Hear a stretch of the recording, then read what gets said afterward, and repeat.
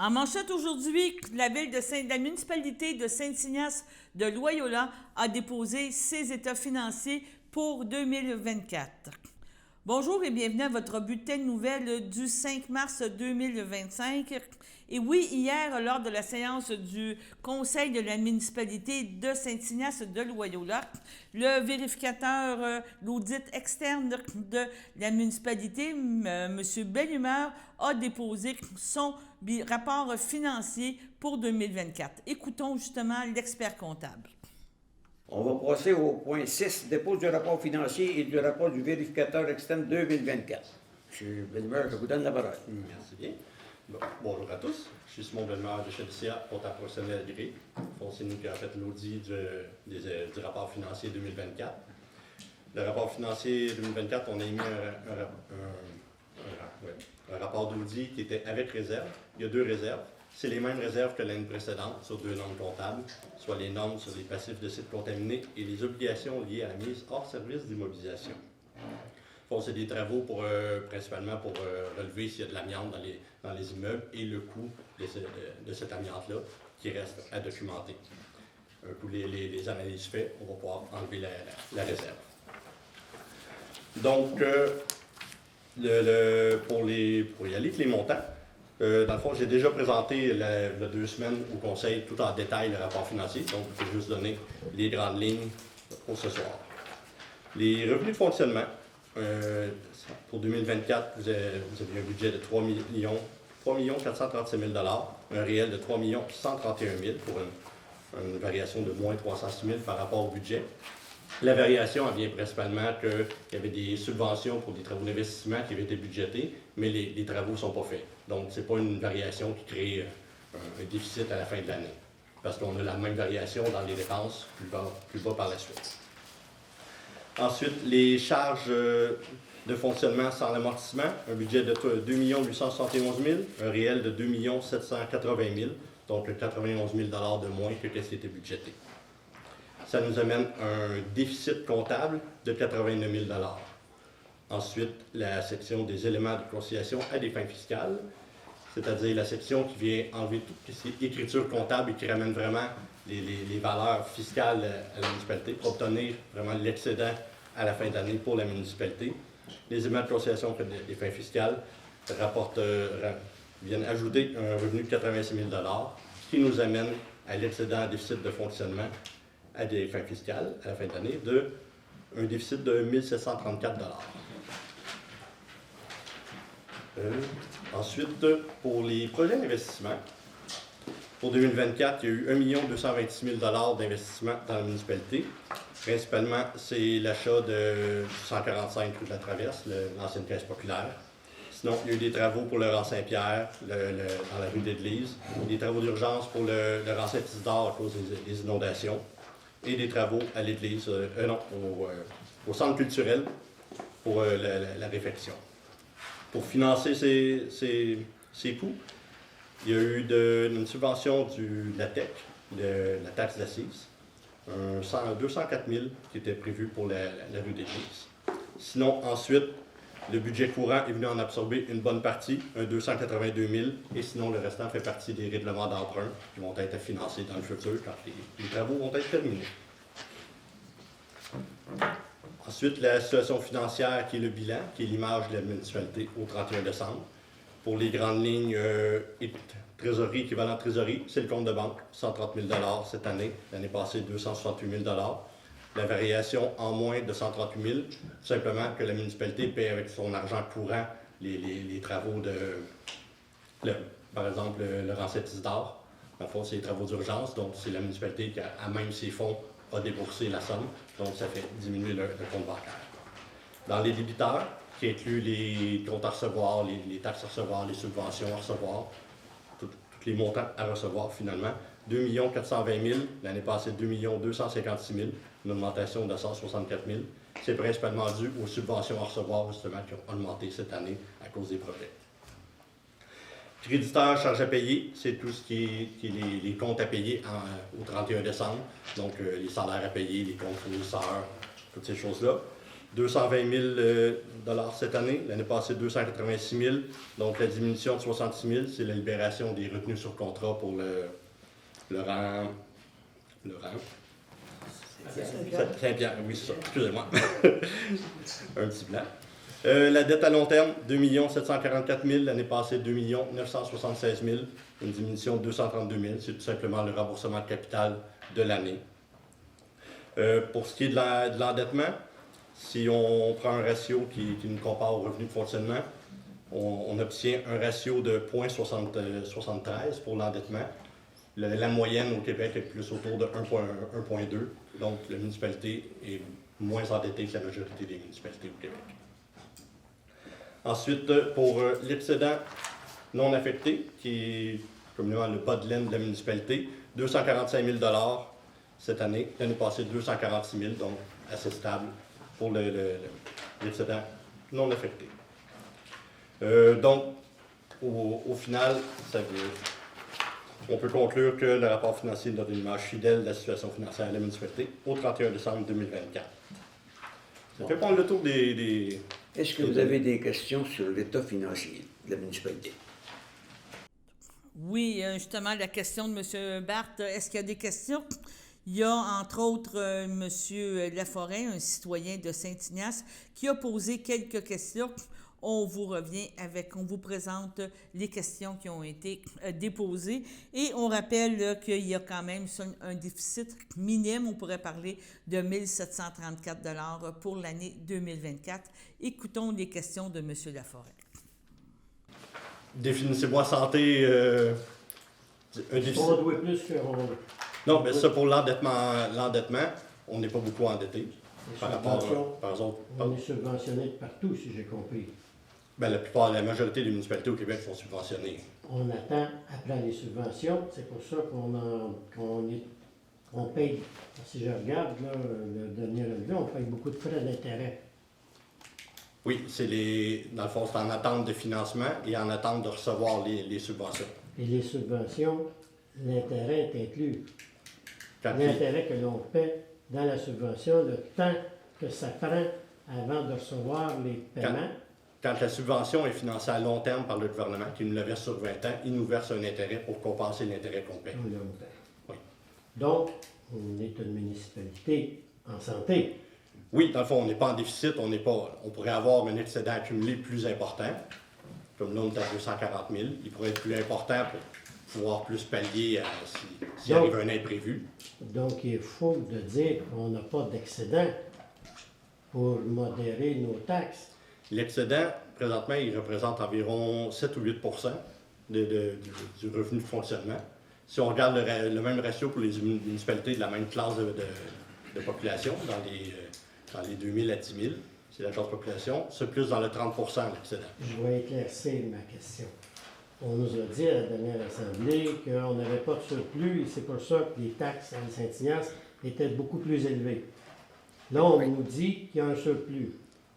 Oui, il y a un excédent de 200 000, mais en valeur, dans le fond, le ratio que je vous parle, c'est si on prend l'excédent de fonctionnement de 200 000 et on le divise par le revenu de fonctionnement de l'année. Ça nous donne un pourcentage. À Saint-Ignace, le pourcentage est de 7 ou 8 environ que l'excédent représente par rapport au revenu. Si on prend la moyenne des municipalités de même grandeur au Québec, ils sont dans le 30 eux. Donc, nous, on est à 8 Il y a quand même une bonne marge qui resterait à compléter pour arriver dans la moyenne de toutes les autres municipalités. Parce que, avant que vous veniez ici, M. Belliver, c'est qu'on avait le rang Saint-Isidore, qu'on avait investi 111 000. On avait le 20 quelques mille dans le rang Saint-François. Puis il y avait un autre montant, je ne me souviens plus combien. Hein. J'avais calculé ça, puis je m'étais dit, si on n'a pas l'argent du gouvernement, comme dans le rang Saint-Isidore, s'ils ne nous donnent pas le montant pour le débit, dans le fond, la grosse pluie, c'est qu'on va manger notre déficit tranquillement, notre surplus. Oui. Mais là, on attend encore le gouvernement, fait que là, il n'y a pas de taxe. Fait que si le gouvernement ne me donne rien, bien, le 111 000, il est pris dans même le budget de la municipalité. Oui. Dans le fond, le 111 000 fait partie du moins 1 700 qu'on a à la fin de l'année. S'il n'y aurait pas eu les travaux durant cet Isidore, on aurait eu un 110 000 d'excédent cette année affiché au rapport financier. C'est le budget courant qui l'a absorbé. étant donné que c'est des travaux d'urgence, il n'y a pas de financement prévu avant de faire les travaux. C'est bon. Oui. Monsieur Bédard, Sur ce, allons à la première pause. Votre station de télévision de Berthierville vous invite cordialement à son bingo hebdomadaire télédiffusé tous les samedis matins dès 9h30. Depuis longtemps, les fans de CTRB se divisent le joyeux montant de 600 $ chaque semaine à cette joute de bingo. N'oublions pas non plus le super bingo mensuel d'une cagnotte de 2000 $ que vous pourriez vous partager chaque premier samedi du mois. Un moment de fébrilité qui pourrait devenir payant pour plusieurs d'entre vous. Pour vous procurer ces fameuses cartes de jeu, les dépositaires participants sont à Berthierville, le dépanneur Formule 1, la station-service Arnois sur le boulevard Gilles Villeneuve, le marché IGA Extra Famille Mont-d'Or sur la rue Gabrielle Brissette, le marché Métro Boucher sur la rue Notre-Dame et la pharmacie Proxime sur la rue Frontenac. À Saint-Ignace de Loyola, le dépanneur Proxy sur la rue de la Traverse, la boucherie Aldo sur le rang Saint-Michel. C'est donc un rendez-vous hebdomadaire chaque samedi matin à 9h30 sur les ondes de CTRB, votre télévision locale et régionale, celle-ci toujours en haute définition. Toute l'équipe de CTRB vous remercie de votre fidélité et vous souhaite bonne chance.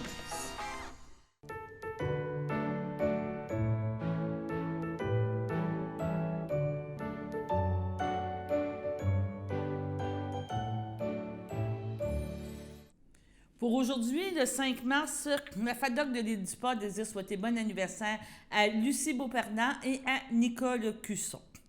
Maintenant, on continue avec le conseil encore de Saint-Ignace de Loyola et une résolution a été faite pour l'annulation du bail de location du guichet du guichet des jardins automatiques qui était situé, on pourrait dire, dans l'ancienne caisse. Donc, ça sera fait de ce service à Saint-Ignace. Écoutons la résolution et des commentaires par rapport. 9. Annulation du bail de location du guichet automatique. Ce qui est proposé, secondé, est résolu que les parties conviennent que le bail est intervenu entre elles le 24 octobre 2014 relatif à l'exploitation d'un guichet automatique des jardins, si appelé le bail prendra fin d'un commun accord le 19 mars 2025. Pour aviser les citoyens, c'est que le 17 mars, le guichet ne fonctionnera plus. Puis le 19 mars, ils vont venir l'enlever. Il n'y aura plus de guichet ici à Saint-Ignace. Ça me prendrait un proposant. M. Gilles Courchaine. Monsieur le maire, peut-être préciser que ce n'est pas la décision du conseil. Non, c'est pas la décision du conseil, ça c'est. Ben, On a devancé les décisions. on a devancé. Ça s'en venait, là, mais on l'a devancé parce que les rénovations qu'ils vont faire là, tout ce qui était guichet, on va avoir une salle d'eau. On fait une salle d'eau là, à la tête du guichet. C'est pour ça qu'on a devancé un peu, mais de manière ou d'une autre, moi j'avais su qu'ici, il ne se faisait même plus assez de transactions guichet, qu'on était dans 600 qui étaient pour enlever. La salle d'eau, c'est une salle de bain quand on va aller en vélo ou quoi que ce soit, on fait aller au public, Oui. ouvert tout le temps. Je ne sais pas si ça va être ouvert là. On a deux qui nous disent oui, puis vous ne savez pas. Ben, je ne sais pas s'il y a pas d'extérieur. Le conseil nous a demandé. Ça va être ouvert. Ça va être ouvert l'hiver. Quand la municipalité va être ouverte, le citoyen C'est va ça, quand s'arrêter le pour bureau, pouvoir aller aux quand le bureau est ouvert, oui, c'est ouvert. C'est bon, merci. Moi, je pensais que vous parliez des soirs de ça, il n'y a pas de porte. Non, mais les fins de semaine, est-ce qu'elles vont être ouvertes? Parce que beaucoup de gens qui font du vélo les fins de semaine. On va au traversier. Ah, c'est ça. Il n'y aura pas de salle de bain publique. Non. Ça va être public quand on est incendie comme ça. Dans le jour. La municipalité est ouverte. Quand la municipalité est ouverte, la salle d'eau est ouverte. Ouais, mais là, on est. Mais pourquoi on fait une salle d'eau d'abord? Non, non. On ne pouvait pas garder le guichet. On nous l'a enlevé. Ça prend une toilette quand vous allez venir au CH aussi. Là. va être insonorisé. Pour le guichet, ça ne change rien. On a eu Mais de des toute façon, il pourparlers. devait en avoir une toilette, c'était la caisse populaire. Les gens qui travaillaient à la caisse populaire, ils devaient avoir une toilette en arrière. Mais complètement en arrière. On a mis en arrière. C'est parce qu'on ne veut pas que le monde y aille jusqu'en arrière. Il va y avoir une salle d'eau en avant quand il y a des réunions, n'importe quoi, que ce soit les loisirs. S'il y a une réunion des loisirs comme un soir, s'il y a quelqu'un qui va aller à la toilette, il va aller là. Mais ça ne change rien au guichet. C'est pas qu'on n'a pas eu de pourparlers. Le guichet, il n'y avait pas d'autres solutions. Y avait-tu un proposeur, M. Madame? M. Gilles Couchin? M. Pierre-Luc Guertin, à ma droite? D'accord. À ma gauche? D'accord. C'est juste malheureux que Desjardins ait décidé de rompre le bail qu'il y avait déjà auparavant. Ils ont décidé que nous autres, en faisant l'acquisition, qu'ils éliminaient ça. Ils parlent que les transactions n'étaient pas suffisantes, mais il me semble qu'il aurait pu faire un effort pour essayer de prolonger un bail de 200-300 s'il faut. Parce qu'il y a encore des gens qui ont besoin du guichet automatique. C'est bien malheureux, c'est nous autres qui avons fait la demande de le fermer avant. Ouais, il fermait. Si j'ai bien compris. là, Oui, c'est- non, Ouais, il fermait 600 guichets. Pour des travaux. Oui, oui, c'est ça. C'était décidé bien avant quand il l'a annoncé. là. On Il était n'a pas dans... donné de date définitive quand même. là. Oh oui, Ça va donner, c'est décidé qu'il ferait en octobre. En octobre. Vous avez réussi à on l'a devancé en mars. C'est sûr que ce sujet a apporté de vives discussions lors du Conseil, mais comme mentionné, c'était comme inévitable, là, normalement. Au mois d'octobre, c'est sûr qu'il n'y aurait pas eu de guichet. Maintenant, il y a la Commission municipale du Québec a fait des recommandations au Conseil municipal et il y a maintenant un comité de suivi. Il y a une résolution qui a été faite en ce sens.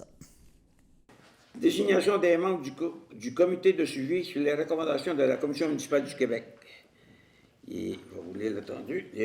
Attendu que la Commission municipale du Québec a discuté avec la Direction générale à 3 reprises sur le suivi des recommandations émises dans le rapport de mars 2021, attendu que le Conseil municipal a mandaté et octroyé à l'administration le pouvoir d'obtenir les ressources nécessaires pour répondre dans les délais requis aux demandes de la Commission municipale du Québec, résolution 2024-11-483, attendu qu'un contrat d'offre de services d'accompagnement professionnel à la Direction générale, référence numéro 250-128C, a été octroyé à la firme SMI Performance, attendu que la firme SMI Performance a désigné Mme Kian Sainte-Marie, consultante principale de ce mandat d'accompagnement à la Direction générale, attendu que Mme Kian Sainte-Marie, suite à une rencontre avec le Conseil, a adressé une demande de former un comité de suivi des recommandations de la Commission municipale du Québec, composé de 3 élus et du directeur général, attendu que le directeur général a recommandé au Conseil la proposition de Mme Kian Sainte-Marie de former le dit comité, qui a été accepté et proposé secondé, et résolu de former un comité de suivi des recommandations de la Commission municipale du Québec, composé de Mme Evelyne Latour, conseillère, M. Louis-Charles Guertin, Pierre-Luc Guertin, conseiller, et du directeur général, M. Guy Ménard. Ça me prendrait un proposeur. M. Christian Valois, M. Daniel Valois, à ma droite. D'accord. À ma gauche. D'accord. Merci beaucoup. Juste une question de fait, que c'est un prix à ça ou c'est inclus avec le gouvernement? Oui. La firme qu'on a engagée, c'est 39 000 quelque cher, je pense. C'est nous autres qu'on fait? Que la municipalité paie. Ah ouais? Ouais. Donc, il est à noter que les montants pour cette firme ont été budgétés pour 2025. En terminant, bien, en rafale, 3 dons commandites de la municipalité. On parle des loisirs, du groupe d'entraide dans tout un métier, ainsi que la campagne de financement de la garde côtière auxiliaire. Donc, écoutons les extraits. 13 dons et commandites. 13.1. Les loisirs Saint-Ignace demandent de prêt de salle pour la mise en forme. Les loisirs, ils ont demandé qu'on leur prête, parce que la mise en forme, elle va continuer plus longtemps. Fait qu'ils ont demandé s'ils pouvaient servir de la salle, fait que le conseil a accepté. Fait que ça prendrait un proposeur. Mme Evelyne Latour, M. Pierre-Luc Guertin, à ma droite. D'accord. À ma gauche. D'accord. Merci. 13.2. Groupe d'entraide dans tout amitié, repas scolaire. C'est que les proposés secondaires ont résolu que cette demande est acceptée, qu'une somme de 200 $ soit versée au comité. Fait que ça me prendrait un proposeur. Mme Evelyne Latour, M. Louis-Charles Guertin, à ma droite. D'accord. À ma gauche. D'accord. Merci. 13.3. Campagne de financement de la garde côtière auxiliaire, unité 22. C'est qui est proposé et secondé et résolu que cette demande est acceptée, qu'une somme de 250 $ soit versée à l'unité 22 de la garde côtière auxiliaire canadienne. Ça prendrait le proposeur, M. Gilles Courchain, M. Daniel Valois, à ma droite. D'accord. À ma gauche. D'accord. Merci beaucoup. On continue maintenant avec d'autres nouvelles d'intérêt général. Et la Sûreté du Québec demande l'aide du public pour retrouver Samuel Derose-Houle, 33 ans, de Shawinigan. Il ne s'est pas présenté à son rendez-vous le 7 février à Shawinigan. Il se déplace à pied pourrait avoir sollicité des transports. Il pourrait se trouver dans la région de Bécancour, Shawinigan, Joliette ou Laval. Ses proches ont raison de craindre pour sa sécurité. Sa taille 1,80 m, 5 pieds 11, son poids 220 livres, cheveux longs bruns, ses yeux bruns. Toute personne qui apercevrait Samuel Derose-Houle est priée de communiquer avec le 911. De plus, toute information permettant de le trouver peut être communiquée confidentiellement à la centrale de l'information criminelle de la Sûreté du Québec au 1-800-659-4264. Et un autre appel du public en terminant notre bulletin de nouvelles concernant la Sûreté du Québec encore, qui demande l'aide du public pour retrouver Robin Maillé-Plouffe, 16 ans, de Joliette. Il a été vu pour la dernière fois le 2 mars sur la rue de la Naudière à Joliette. Il pourrait se trouver dans le secteur de Montréal et avoir sollicité un transport pour s'y rendre. Ses proches encore là ont des raisons de crainte pour sa santé-sécurité. Il mesure 5 pieds 7, son poids 140 livres. On parle des cheveux châtains, yeux bleus. La dernière fois qu'il a été vu, il portait un manteau noir, un pantalon de jogger gris, des souliers bleus au logo Nike.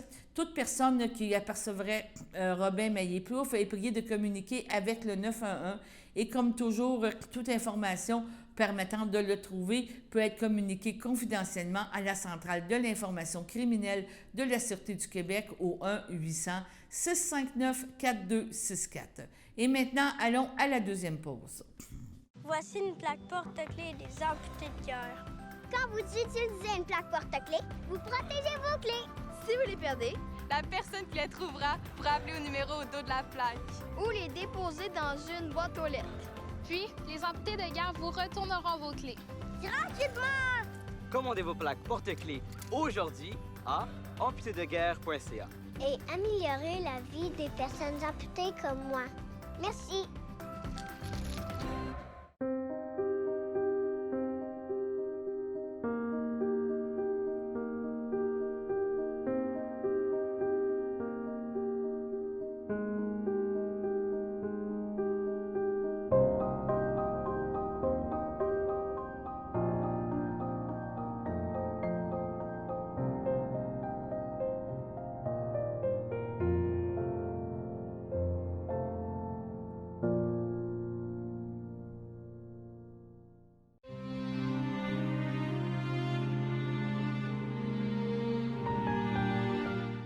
À l'île du Pas, le 16 février dernier, est décédé subitement à l'âge de 41 ans, Samuel Lorrain. Il laisse dans une profonde tristesse sa mère Marie, ses oncles, tantes, cousins, cousines de la famille Lorrain, ses précieux amis avec qui, au fil du temps, il a partagé des moments inoubliables, ses collègues tant appréciés chez Distribution Parage. Samuel nous laisse un héritage unique. On se souviendra particulièrement de son sens des responsabilités, de son souci de l'autre, de son plaisir à donner un coup de main et à cette joie rassembleuse qui l'a toujours habité. Vivre n'est rien d'autre que donner sa lumière. Aucune lumière donnée ne se perd. Christian Bobek. Une célébration de la vie de Samuel aura lieu en toute intimité à une date ultérieure. À Joliette, le 24 février, à l'âge de 78 ans, est décédée Mme Mireille Rousseau, épouse de feu Michel Terrien, demeurant à Berthierville. Elle laisse dans le deuil sa fille Marie-Ève et son conjoint Benoît Mirandette, ses sœurs et son frère Jeanne Rousseau, Jean-Claude Cossette, Monique Rousseau, Jean Tessier, André Rousseau, Feu Richard Frappier, François Rousseau, Liette Cournoyer, Marie Rousseau, sa belle-sœur Nicole Terrien, Roger Doucette, plusieurs neveux, nièces, autres parents et amis. La famille tient à remercier chaleureusement le CLSC de Berthierville ainsi que le personnel du CHSLD par Ferland pour son service. Vous pouvez composer l'envoi de fleurs par des dons à la Société d'Alzheimer de Lanaudière. La famille vous accueillera le samedi le 8 mars dès midi au complexe F. Thériault situé à Berthierville. Une cérémonie aura lieu le même jour à 15h à la chapelle du complexe. Au centre d'hébergement des Deux-Rives, le 12 février, à l'âge de 83 ans, est décédé M. Viateur Mathieu, époux de Micheline Gladu, demeurant à Berthierville. Il laisse dans le deuil, outre son épouse, ses enfants, Monique Mathieu, Claude Tellier, Manon Mathieu, Serge Martel, Pierre Mathieu, Rita Boucher, ses petits-enfants, Annick Martel, Christopher Lambert, Joanie Martel, Joël Descoteaux, Mathieu Martel, Lydia Plamondon, Mathilda Martel, Mathieu Adam, Hugo Martel, Catherine Soucy, Olivier Mathieu, ses arrière-petits-enfants, Ariel, Arthur, Rose, Malik, Louane, Oscar Ophélie, ses frères et ses sœurs, Gabriel Mathieu, Louise Mercier, Nicolas Mathieu, Pierrette Mathieu, Carmel Mondor, Madeleine Mado-Mathieu, Alain Desrosiers, Gisèle Mathieu, Fernand Desjardins, Lise Mathieu, Feu Élisée Mathieu, Feu Cécile Mathieu, Jean-Paul Dulon, ses beaux-frères et belles-sœurs Serge Gladu, Françoise Saint-Martin, Sylvie Gladu, Daniel Sicard, Joanne Gladu, Louise Gladu, Michel Chrétien, Feu Michel Gladu, Diane Durand, Feu Lynne Gladu, ainsi que plusieurs neveux, nièces, autres parents et amis. La famille vous accueillera le samedi 15 mars dès midi au complexe funéraire F. Thériault de Berthierville où un hommage aura lieu à la chapelle le jour même à compter de 14h30. Sur ce, allons à la météo.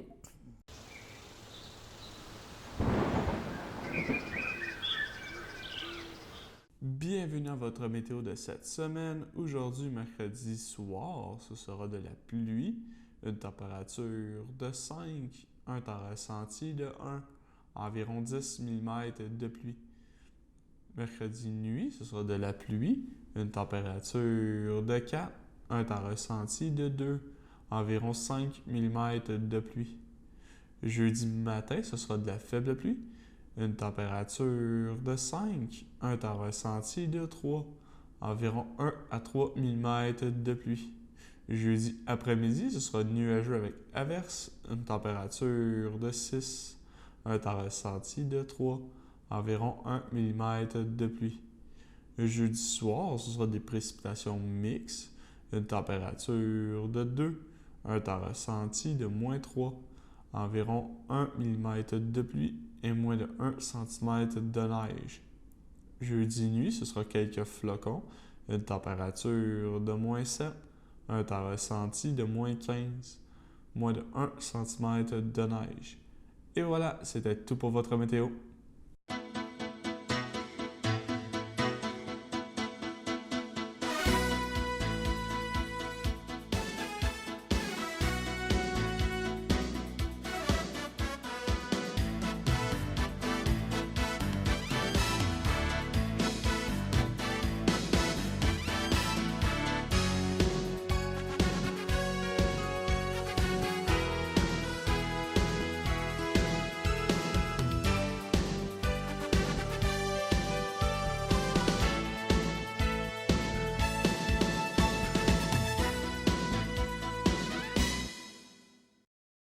Sachez que vous pouvez nous faire part de vos commentaires, soit pour une annonce gratuite sur notre babillard ou toute autre suggestion en nous rejoignant par téléphone au 450-836-5103, 450-836-5103, ou bien par courriel tvcberthierville@hotmail.com, sur Facebook en écrivant Facebook CTRB.